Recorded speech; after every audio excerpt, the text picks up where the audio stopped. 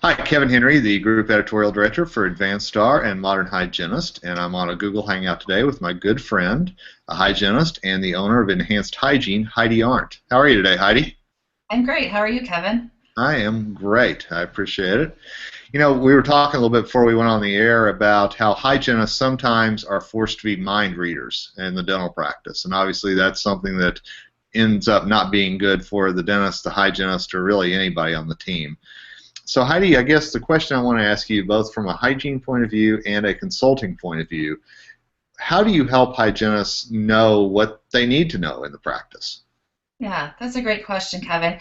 I'll first start off from the point of how I was. I worked in several dental practices as a dental hygienist, and I can tell you the expectations in each practice are a little bit different depending on what the doctor wants for the practice and also maybe the goals that they have for the practice. So I can say from my standpoint, just speaking hygienist to hygienist, I would say make sure when you get into your practice, or maybe it's the practice that you're in right now, that you truly understand what the doctor expects from you. And those expectations may be from what they expect you to do with the patient every time they come in and sit in your chair to revenue goals and objectives for that. From a consultant standpoint, I would say really the same thing. I always try to teach what I've experienced working clinically and in practices, and I would say the same thing. The one thing that I think dental hygienists miss out on is oftentimes the doctor has a revenue goal for them in mind, but the doctor isn't always really good about sharing that information because they believe the hygienist doesn't want to hear about the money. So if your doctor's not sharing that, please understand that there's probably an expectation related to that, and that the hygienist should be the one that asks. And do you believe that that's just a face-to-face conversation after the day is over with, or when's the best time to do that? I would schedule some time to sit down with your doctor. I don't think it's something that you can hit them with at the end of the day. I would suggest that you sit down and schedule a meeting with the doctor because it has a lot to do with what they expect from you from your role in the office. And if you can get that really clear as a hygienist, it can be your launch pad for asking for possibly a pay increase in the future, or something else that's important to you in your development. Do you feel like that this is one of those sources of tension and friction in the dental practice a lot of times as well? I do. I do, because I think oftentimes, well, the dental hygienist comes in and we think we're doing everything we can in the office to support the doctor, but maybe there's something else that the doctor wants. And what I have found in my consulting world is that the doctor's not telling the hygienist what they want or what they expect. Mm-hmm. So it oftentimes creates some grayness and some frustration within the team.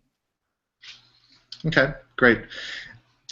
Anything else that you feel like that we need to talk about when it comes to the hygienist not being their mind reader and actually getting that notion from the dentist about what is desired of them? Yeah, well, maybe I'll give you a couple of tips of the things that the hygienist should ask during that meeting. Great. First of all, like I said, if your doctor is not talking about what they expect you to produce on a daily basis, I would find that out because that's very important to the doctor, I can guarantee, even if they're not telling the hygienist that. That is important because they want to make sure that they're getting a return on investment for the hygienist's time in the chair. And for one example, I always say is, and this is an industry standard we've heard from years, the hygienist should truly produce 3 times their salary and benefits. So you should expect to hear something like that from your doctor and understand that that is an industry standard that they hear across the board. I'd also ask them, what is it that you expect me to do during the hygiene exam? That's one of the areas where I find doctors and hygienists really kind of get off base, is what does the doctor expect? Does the doctor want you to talk about dentistry and restorative needs with a patient? And if so, what does that look like? And make sure that the philosophy of the doctor and the hygienist line up. So those are 2 areas. Because one thing I always say is, you want to know what you have to bring to the office, but also know how you can better support the doctor in bringing more treatment through the door for them as well. So those are the 2 areas I'd focus on. And those are awesome pieces of advice. Where should somebody get a hold of you if they want to ask you a question or get more information? Oh, sure. They can go to my website, which is www.enhancedhygiene.com, or feel free to email me at heidi@enhancedhygiene.com. Sounds great. Heidi, as always, I really appreciate your time and insight. Thanks so much. Thank you, Kevin.